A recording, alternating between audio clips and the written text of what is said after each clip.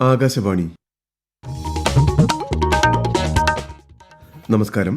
പ്രാദേശിക വാർത്തകൾ വായിക്കുന്നത് നരേന്ദ്രമോഹൻ.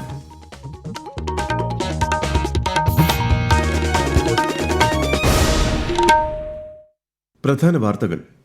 ശീതകാല സമ്മേളനം പൂർത്തിയാക്കി പാർലമെന്റിന്റെ ഇരുസഭകളും അനിശ്ചിതകാലത്തേക്ക് പിരിഞ്ഞു. സഭ സമ്മേളിച്ചത് 19 ദിവസം. സംസ്ഥാന PSC ചെയർപേഴ്സൺമാരുടെ 2 ദിവസത്തെ ദേശീയ സമ്മേളനം രാഷ്ട്രപതി ദ്രൗപദി മുർമു ഹൈദരാബാദിൽ ഉദ്ഘാടനം ചെയ്തു. നിയമന പ്രക്രിയകളിൽ സുതാര്യത കാത്തുസൂക്ഷിക്കണമെന്ന് രാഷ്ട്രപതി. 30ാമത് കേരള രാജ്യാന്തര ചലച്ചിത്രമേളയ്ക്ക് ഇന്ന് തിരുവനന്തപുരത്ത് തിരശ്ശീല വീഴും. സമാപന സമ്മേളനം മുഖ്യമന്ത്രി പിണറായി വിജയൻ ഉദ്ഘാടനം ചെയ്യും. ക്രിസ്മസ് പുതുവത്സര സീസണുകളിലെ തിരക്ക് കണക്കിലെടുത്ത് 138 പ്രത്യേക ട്രെയിനുകൾ അനുവദിച്ച് ഇന്ത്യൻ റെയിൽവേ. സംസ്ഥാനത്തെ വഖഫ് സ്വത്തുക്കൾ ഉമീദ് പോർട്ടലിൽ രജിസ്റ്റർ ചെയ്യാനുള്ള സമയപരിധി 5 മാസത്തേക്ക് കൂടി നീട്ടിയതായി മന്ത്രി V Abdurahiman. Super league Kerala football ഫൈനലിൽ ഇന്ന് കണ്ണൂരും തൃശൂരും ഏറ്റുമുട്ടും. വാർത്തകൾ വിശദമായി. പാർലമെന്റിൽ ഡിസംബർ 1 ആരംഭിച്ച 19 ദിവസത്തെ ശീതകാല സമ്മേളനം ഇന്ന് അവസാനിച്ചു. ലോക്സഭയും രാജ്യസഭയും അനിശ്ചിതകാലത്തേക്ക് പിരിഞ്ഞു. സഭയുടെ പ്രവർത്തനങ്ങൾ ഏകദേശം 111% കാര്യക്ഷമമായിരുന്നെന്ന് ലോക്സഭാ സ്പീക്കർ ഓം ബിർള സമാപന പ്രസംഗത്തിൽ പറഞ്ഞു. ആകെ 15 സിറ്റിംഗുകളാണ് നടന്നത്. Viksit Bharat guarantee for Rozgar and Aajeevika mission Gramin bill 2025, ആണവോർജ വിനിയോഗ ബിൽ തുടങ്ങിയ സുപ്രധാന ബില്ലുകളാണ് പാർലമെന്റ് പാസാക്കിയത്.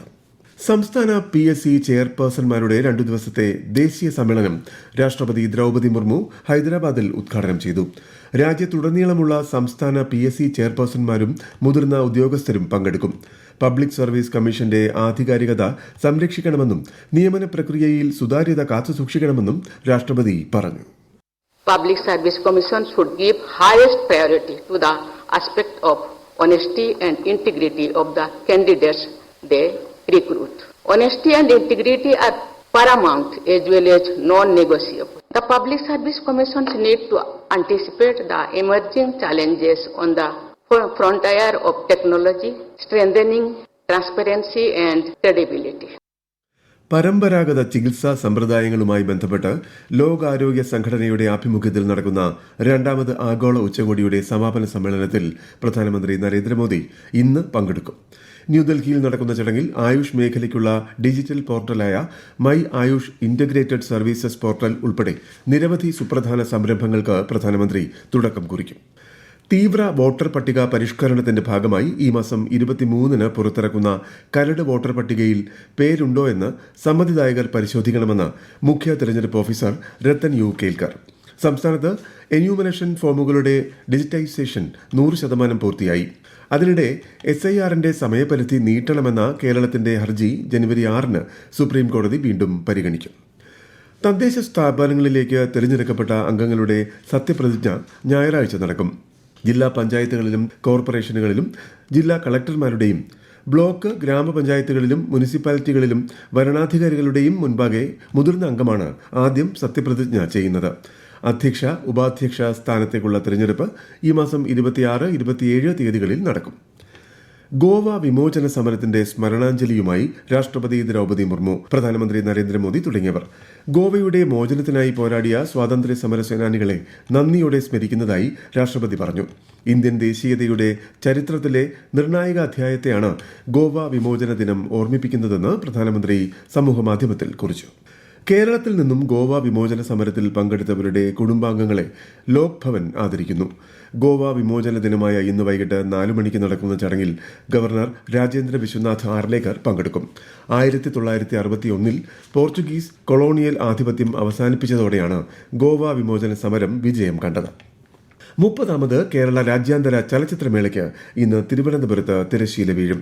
വൈകിട്ട് 6-ന് നിശാഗന്ധിയിൽ നടക്കുന്ന സമാപന സമ്മേളനം മുഖ്യമന്ത്രി പിണറായി വിജയൻ ഉദ്ഘാടനം ചെയ്യും.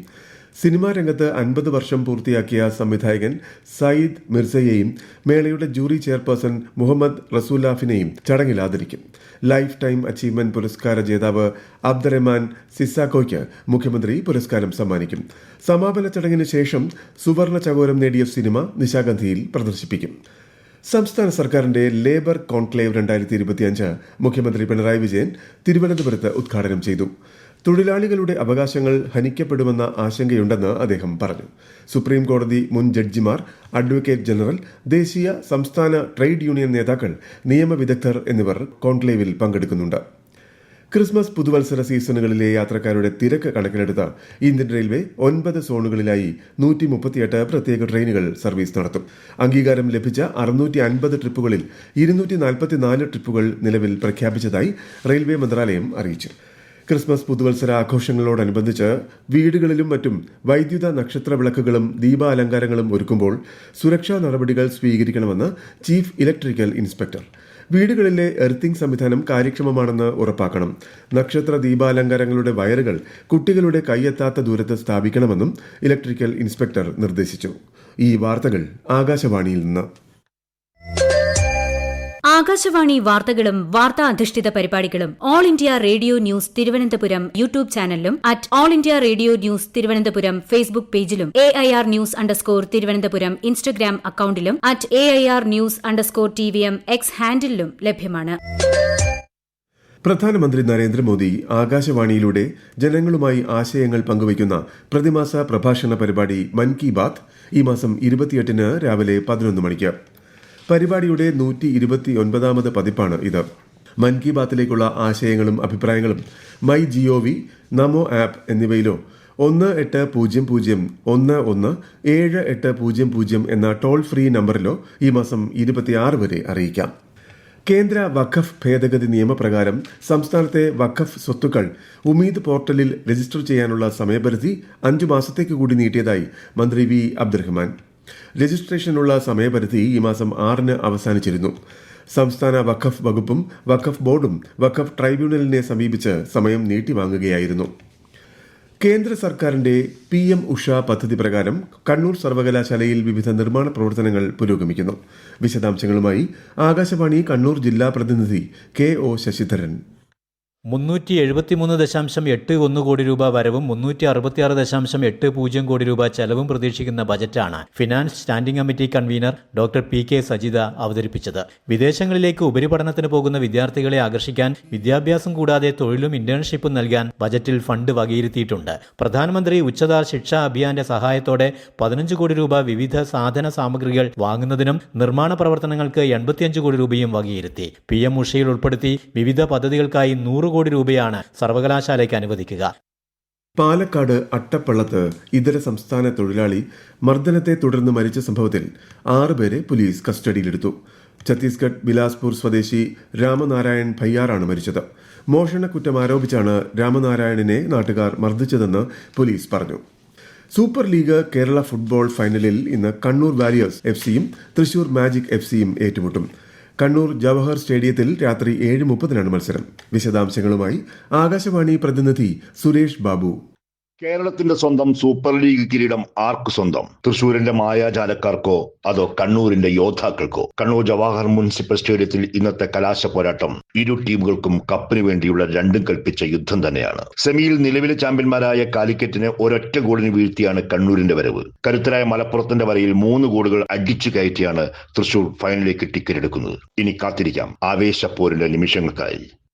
ഇന്ത്യ ദക്ഷിണാഫ്രിക്ക 2020 പരമ്പരയിലെ 5ാമത്തെയും അവസാനത്തെയും മത്സരം ഇന്ന് അഹമ്മദാബാദിൽ നടക്കും. പരമ്പരയിൽ ഇന്ത്യ 2-1 മുന്നിലാണ്. ഉത്തരേന്ത്യയിൽ കനത്ത മൂടൽമഞ്ഞിനെ തുടർന്ന് വിമാന സർവീസുകൾ തടസ്സപ്പെടാൻ സാധ്യതയെന്ന് വ്യോമയാന മന്ത്രാലയം. യാത്ര പുറപ്പെടും മുൻപ് വിമാന കമ്പനികളുടെ അറിയിപ്പുകൾ ശ്രദ്ധിക്കണമെന്നും മന്ത്രാലയം അഭ്യർത്ഥിച്ചു. UAEയിൽ കനത്ത മഴ തുടരുന്നതിനാൽ ദുബായ് അന്താരാഷ്ട്ര വിമാനത്താവളത്തിൽ നിന്നുള്ള നിരവധി വിമാന സർവീസുകളും തടസ്സപ്പെട്ടു. സ്ഥിതിഗതികൾ സൂക്ഷ്മമായി നിരീക്ഷിച്ചു വരികയാണെന്ന് UAEയിലെ കാലാവസ്ഥാ കേന്ദ്രം അറിയിച്ചു. പ്രധാന വാർത്തകൾ വീണ്ടും. ശീതകാല സമ്മേളനം പൂർത്തിയാക്കി പാർലമെന്റിന്റെ ഇരുസഭകളും അനിശ്ചിതകാലത്തേക്ക് പിരിഞ്ഞു. സഭ സമ്മേളിച്ചത് 19 ദിവസം. സംസ്ഥാന PSC ചെയർപേഴ്സൺമാരുടെ 2 ദിവസത്തെ ദേശീയ സമ്മേളനം രാഷ്ട്രപതി ദ്രൗപദി മുർമു ഹൈദരാബാദിൽ ഉദ്ഘാടനം ചെയ്തു. നിയമന പ്രക്രിയകളിൽ സുതാര്യത കാത്തുസൂക്ഷിക്കണമെന്ന് രാഷ്ട്രപതി. 30ാമത് കേരള രാജ്യാന്തര ചലച്ചിത്രമേളയ്ക്ക് ഇന്ന് തിരുവനന്തപുരത്ത് തിരശ്ശീല വീഴും. സമാപന സമ്മേളനം മുഖ്യമന്ത്രി പിണറായി വിജയൻ ഉദ്ഘാടനം ചെയ്യും. ക്രിസ്മസ് പുതുവത്സര സീസണുകളിലെ യാത്രക്കാരുടെ തിരക്ക് കണക്കിലെടുത്ത് 138 പ്രത്യേക ട്രെയിനുകൾ അനുവദിച്ച് ഇന്ത്യൻ റെയിൽവേ. സംസ്ഥാനത്തെ വഖഫ് സ്വത്തുക്കൾ ഉമീദ് പോർട്ടലിൽ രജിസ്റ്റർ ചെയ്യാനുള്ള സമയപരിധി 5 മാസത്തേക്ക് കൂടി നീട്ടിയതായി മന്ത്രി V Abdurahiman. Super league Kerala football ഫൈനലിൽ ഇന്ന് കണ്ണൂരും തൃശൂരും ഏറ്റുമുട്ടും. പ്രാദേശിക വാർത്തകൾ കഴിഞ്ഞു. അടുത്ത വാർത്താ പ്രക്ഷേപണം 12:50.